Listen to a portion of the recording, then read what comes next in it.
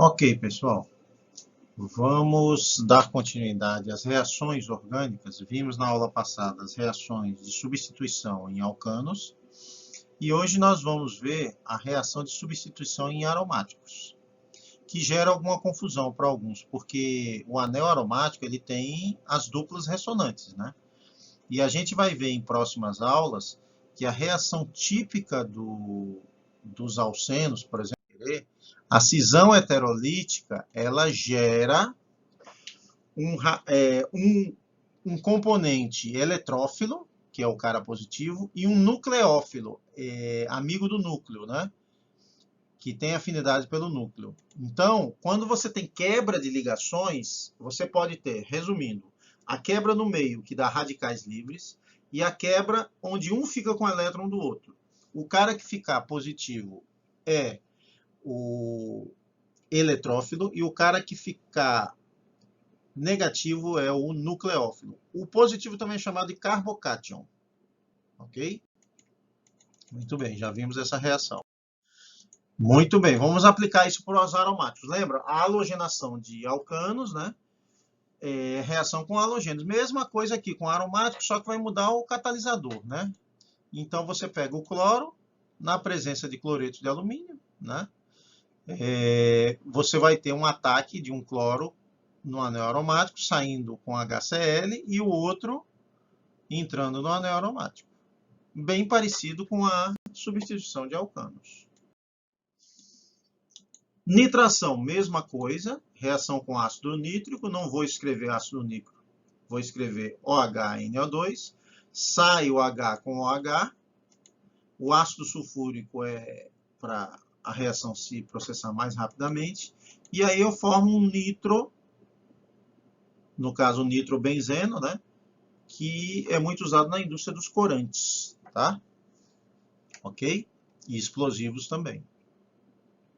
Muito bem. Então, aromáticos reagem por halogenação, por nitração e também por sulfonação. Então, nesse sentido, o que ocorre com os aromáticos ocorre com os alcanos, né? Que a gente viu. Sai o H com OH, bem parecido. Deltazinho ali significa aquecimento. Aqui um ácido benzeno sulfônico, né? Que é muito usado na indústria dos detergentes. Tá bom? Só que os aromáticos têm duas reações que são exclusivas deles. Então, você vai ter que saber mais duas, que é a alquilação, chamadas reações de Friedel-Crafts. E, no caso, veja, você tem um aleto de alquila, né? Porque o metil é um radical que vem de alcano, um radical alquila. E aí vai sair o HCl e vai entrar o CH3. Quando você precisa ramificar um anel aromático, você recorre dessa reação.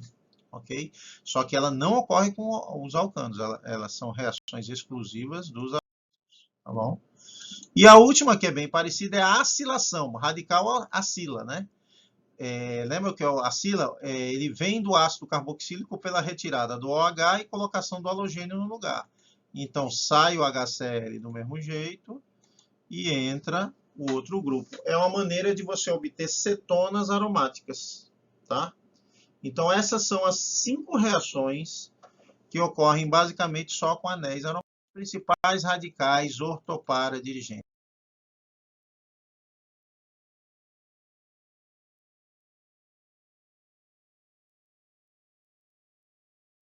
Clica mais que eu passei demais aqui.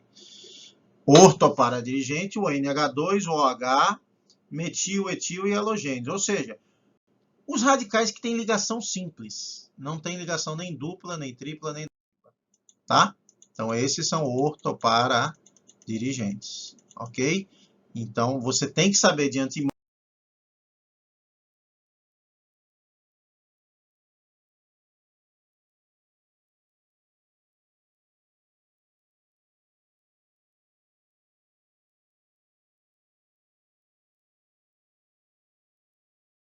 Então, você não vai saber onde vai entrar.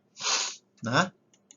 Olha só o que ocorreria na chamada monocloração do tolueno. Esse cara é o metilbenzeno ou tolueno.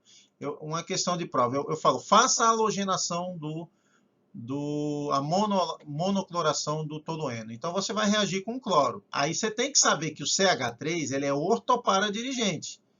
Diferente daquele início que a gente viu só de um anel aromático que não tinha ninguém. Quando o anel aromático está sozinho, não vai ter dirigência de radical. Mas quando já tem alguém ligado ao anel aromático, esse cara vai influenciar a entrada do que está reagindo. Então eu já sei de antemão que o CH3 é ortoparadirigente. Então o que vai acontecer?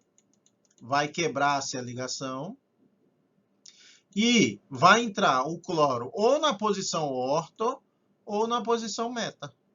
Então você dará como resposta o quê?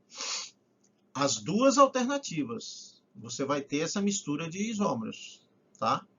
Por quê? Porque o CH3 é ortoparadirigente, tá bom? Certinho? Mas, olha um caso interessante aqui, a trinitração do tolueno, né? Você tem, isso é para fazer o TNT, uma reação bem característica, né? Então eu tenho aqui o NO2, como eu sei que o CH3 é ortoparadirigente, você faz a nitração e você vai ter o quê? NO2 entrando nas 3 posições e 3 moléculas de água. Tá aí a fabricação do tolueno. Ok?